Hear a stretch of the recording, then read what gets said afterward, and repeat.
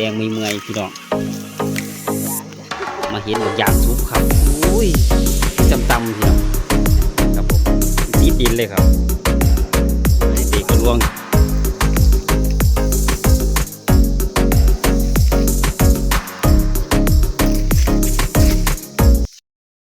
สวัสดีครับสวัสดีจ้าสวัสดีครับพ่อแม่พี่น้องพ่อใหญ่แม่ใหญ่ลุงป้าน้าอาทุกคนทุกท่านครับผมวัยซีในประเทศและก็ต่างประเทศแล้วครับครับเมื่อนี้ก็มาพบกันในวันที่แสดงก่อน31 มีนาคม พศ 2568จ้ะครับมื่อนี้จะมาเห็นของสูงเนาะไม่บอกเนาะแม่นจ้ะมาแย่ไข่มดแดงครับผมหลังจากหมู่บ้านก็ไปรอบเบิ่งเฮ็ดครับผมกับบ่ได้บ่หมานครับก็เลยบ่ได้เฮ็ดคลิปให้พี่ให้น้องเบิ่งครับผมก็เปลี่ยนหมายเนาะไม่บอกเนาะแม่นจ้ะมาลองกันสู่กับมดแดงมั้งครับผมว่าสิเจ็บเพื่อเก่าบ่ครับ กับเรือน้ำกันครับผมว่าสิโศกสิมันพอได้ก่อยบ่ครับเรือน้ำกันครับไปจ้านี่ครับผมไม้ที่พอผมเตะแม่ผมเตะมากครับประมาณทั้งบ้านนกแปนตำบลหัวคาเพิ่มเสกจังหวัดอุบลราชธานีครับผมกับสิเป็นพลานหินครับรอน้ำจ่ายผักหินแล้วครับผมหางแดงน้ำจ่ายผักครับผมแม่บอมเตะกับย่างวีแหละครับ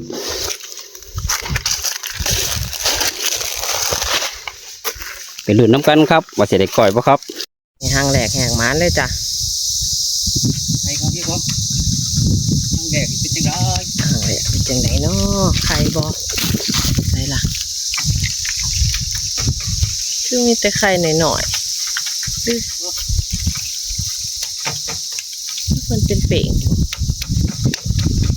ว่ามีไข่ว่ามีไข่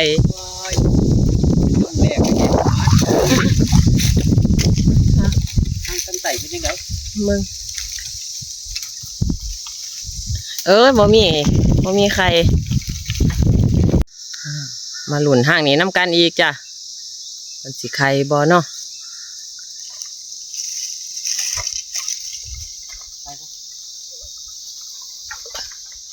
ยังบ่เห็นเอาใครอยู่บ่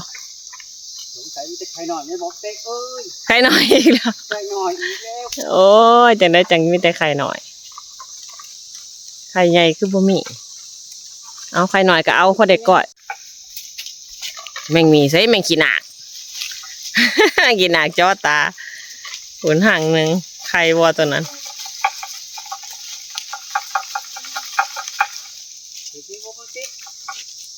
บ่ถึกบ่ตรงโอ้ยเด็กก่อยบ่น้อมื้อนี้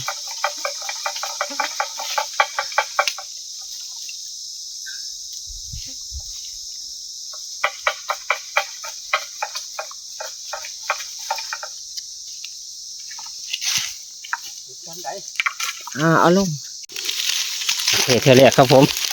อุ้ยบ่ค่อยมีไข่เลยครับนี่คือไข่หน่อยเพื่อนไข่หน่อยเนาะอุ้ย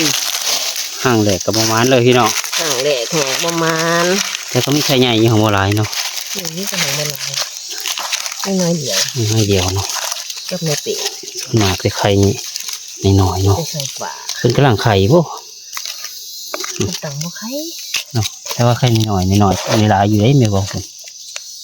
แต่ว่าไข่ใหญ่แต่ว่าคุณเป็นไข่หน่อยนะไข่บ่ท่านใหญ่เอาไข่หน่อยก็เอาละครับผมเดี๋ยวแง่ลงมาคักปันพอได้ก่อยทั้งกัดทั้งเก็บครับไม่เปลี่ยนก็มีเนาะอันว่าพวกไข่ไม่เปลี่ยนก็มีพี่เนาะเป็นเปลี่ยนเนาะเอาฟัดออกกับไข่ไทยทั่วหุ่นไข่แน่นอนซ้ำนี่ละเอาฟัดแล้วเคพี่ให้น้องเบิ่งอีกทีนึงเนาะแล้วพี่น้องผลงานเธอแหลกครับผมงานเธอแหลกโอ้ยเอามีแต่ไข่น้อยเอาไปตุ่มแกงใส่ปลาเนาะเมียนแกงใส่ปลาคอใหญ่เลยนะมันได้ไข่หน่อยเนาะเอาทำมันหวานครับไปรุ่นอีกครับผมหลังจากแง่ไข่มดแดงมากแม่บอมเตะก็เห็นหมากยางพี่น้องอุ้ยเหลืองหุยเลยครับแง่มดแดงเมื่อยพี่น้องบักยางจ้ะมาเห็นบักยางสุกครับอุ้ยอยู่ตำพี่น้องครับผมอยู่ติดดินเลยครับ นี่ผมเตะกระลวงเสียเลยครับผมผลไม้ป่าอุ้ยเก็บมาฝากร้านน้ำเนาะครับผม เอ้าโน่น แต่ว่าสุกประทันหลายเนาะ เนี่ย ยึดติดขี้ดินก็มีพี่เนาะโอ้ยยืนต่ำเลยเนาะนี่ครับผมหน่อยดีสุดเป็นยังไงครับเงินไหน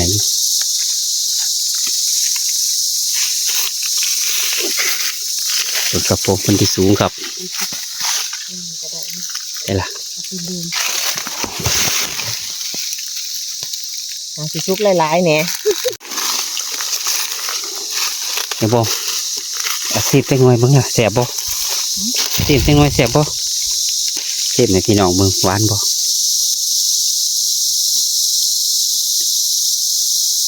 หวานบ่ หวานอยู่ อุ้ยหวานอยู่ว่าฉันพี่น้องอุ้ยพอผมเตะก็อยากซีมคือกันละครับบาดน้ำลายไหลแล้ว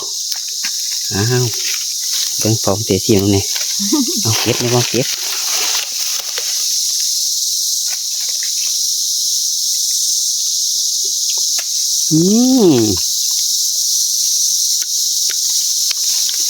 สุดยอดเลยครับแสบไหลแสบไหลแต่ว่าน้อยดิบเป็นครับผม มีดิเป็นหลาย แต่ว่าอันสุกปวดครับผม จะล่างเลยล่างเหลืองซุก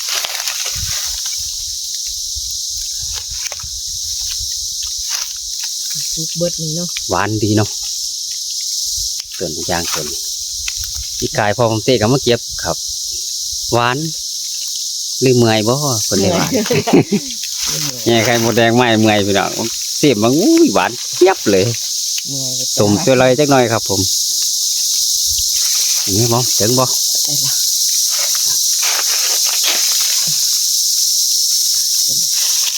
เอาลงซุกห่างๆเนาะ สุกห่างมันกำลังสุกเนาะ บ่โดนดอก อีกบ่โดนกัดทุกเบิดล่ะ ใส่ละใส่งาเพิ่น จับบ่ หวานเจี๊ยบเลยผมยางตัวนี้ครับผม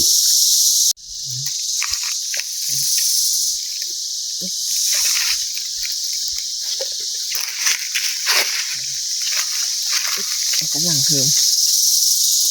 นี่เด็กนี่บอมกำลังเหิมนี่ทำนี่ บ่มเนาะ โบม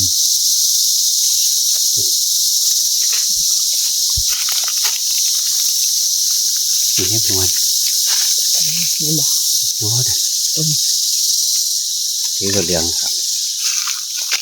ถึง บ่ถึงหรอกบ่าเนี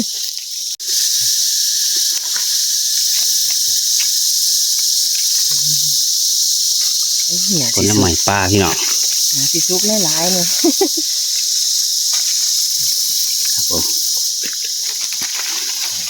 นี่ให้บอมนี่กระเดือง ไม่เห็นไหมใบเพิ่นหลาย เห็น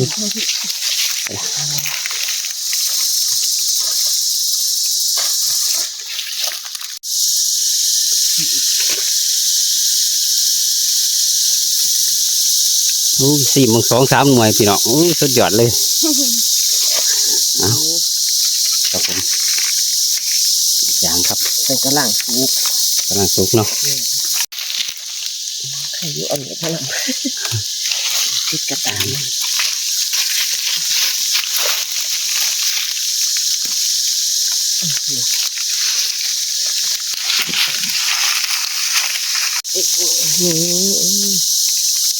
ดีใบเพิ่นหลายยังบ่เห็นไม่แก่ เอาใหม่ก็โอ้ยดอกยังหลายครับจึงสูงครับผมโอ้ยครับเป็นก่อนอยู่ครับมีแต่หน่วยเอาให้วงเก็บอยู่ทางปุ่นไปเด็กน้อยมีพวกเพาะใบบ่มใบเหลืองเนาะต้นมันมาสูงเนาะไม่บ่มเนาะขันต้นสูงเลยได้แง้นเบิ่งเลยพี่น้องเดี๋ยวจะแนมครับผมขันต้น พอ สูง บอมเตะขึ้นขันโซนสูง พระองค์เตะบ่อีกหนึ่ง เกิดมันจำเนาะ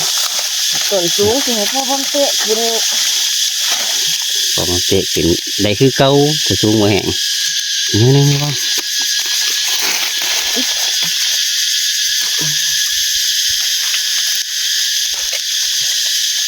เลย พอผมเตะกับเบิดหาหน่วยแล้วครับบางหันเบิด3เอาอีก2ครับผมแดดหอนสีน้ำแม่บอมเนาะ เมื่อยแสบเลยก็มันแสบน้ำเมื่อยดิ แซ่บน้ำเมื่อย แสบน้ำเมื่อยจ้ะ ครับผม ได้ละน้ำมาที่จะเห็น ไปละ เนี่ยคือที่เรื่องอยู่ตาไหลพ่อ ไปละ ตาไหลเป็นบังแหนมบ่เห็นซื่อๆให้พ่อบอมเตะขึ้นละบานนี้จ้ะ ตัวเพิ่นอยู่สูง เนาะครับ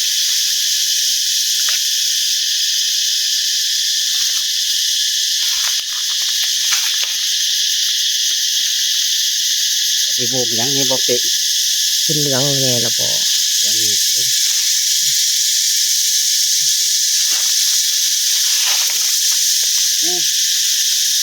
อ่อนเงียบแน่นี่เนาะบ่ไปละไม่บอกน้ำห้าเห็นดีบ่มีหอดผู้แดงบ่ไปละเนื้อสุกเพิ่น ใช้ลาขึ้นดี เบิดละ มืดแล้วฝุ่นเป็นดิซี่ เอาไปถึงเดี๋ยวท่านละ ลงมาพอบอมเตะต้อยลงจ้ะ ไปถึงพี่น้องไปเลยไปเลย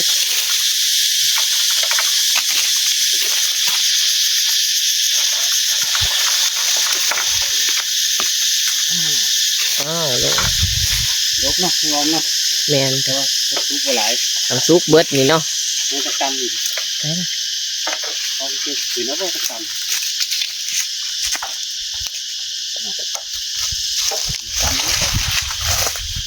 เป็นไดบอหมดแดงหลายเด้อ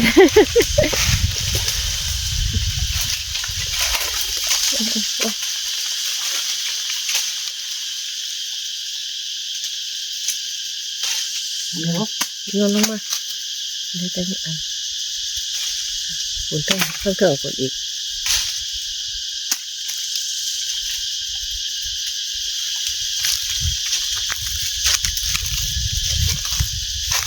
กินเลยได้พี่น้องเอ้ย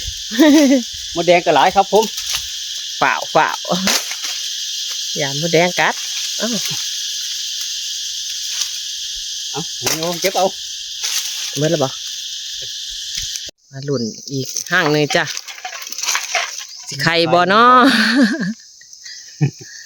มาลุ้นกันครับผม สิได้ไข่ใหญ่ไปก่อยบ่มื้อนี้ โอ้ยอย่างคือเก่าอยู่เด้อแม่บอมเอ้ย บ่ได้ไข่ใหญ่ไปก่อยดอกมื้อนี้ แง่ห้างได้กับนี่เนาะ แม่น มีแต่ไข่น้อย อืม ๆโอ้ยพี่น้องมันพอทั้งไข่บ่แม่บอม เป็นไข่หลาพ่อจ้ะ ไข่หลายแต่ว่าไข่เป็นแต่ไข่ใหญ่อยู่ทางบ่ไข่ใหญ่บ่หลาย ไข่ใหญ่ ไข่บ่ทันใหญ่ ไข่บ่ทันใหญ่ ปลอบใจเจ้าของไข่บ่ทันใหญ่ ของพี่น้องเอามาห้างอยู่เบิ่ง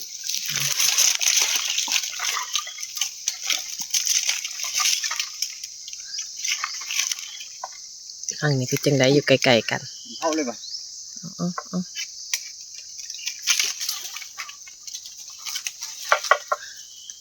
คือกันเลยบ่ ไข่นี่บอมบ่ไข่ โอ้หมดกัด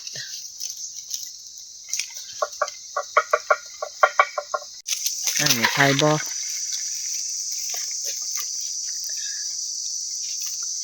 ไข่หน่อยคือเก่าบ่